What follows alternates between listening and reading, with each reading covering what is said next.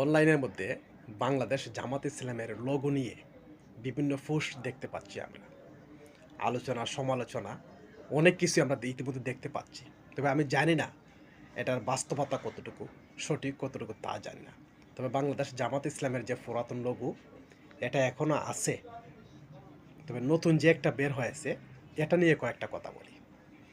বাংলাদেশ জামাত ইসলামের যে আগের লোগো এটার নিচে লেখা আছে আকিমউদ্দিন। আর বর্তমান যে লোগো এই লোগোর মধ্যে দেখেন কোরআনের মধ্যে একটা কলম আছে, আর এই কলমের উপরে আছে আবার দাড়িপাল্লা।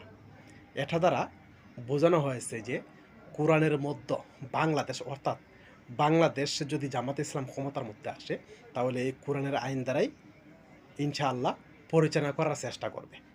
এটাই হয়তো উদ্দেশ্য, এই জন্য লোগোটা এভাবেই আর্ট করা হয়েছে। তবে আমার কথা হলো, যদি এটা পরিবর্তন করা হয় তাহলে এটার জন্য একটা মিশ্র প্রতিক্রিয়া দেখা দিবে দলের অভ্যন্তরে।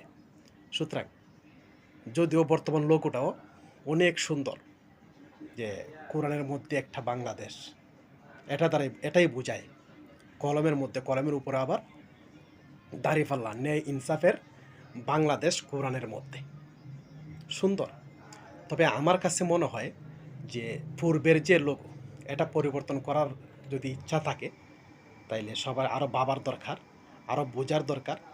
রুকন যারা আছে তাদের সাথে পরামর্শ নিয়ে এটা পরিবর্তন করা দরকার। কারণ বাংলাদেশের জনগণ ইসলাম প্রিয় জনগণ, আর এই আকিমউদ্দিনের মধ্যে বাংলাদেশের জামাত ইসলামের প্রত্যেকটা ব্যক্তির আবেগ জড়িত রয়েছে।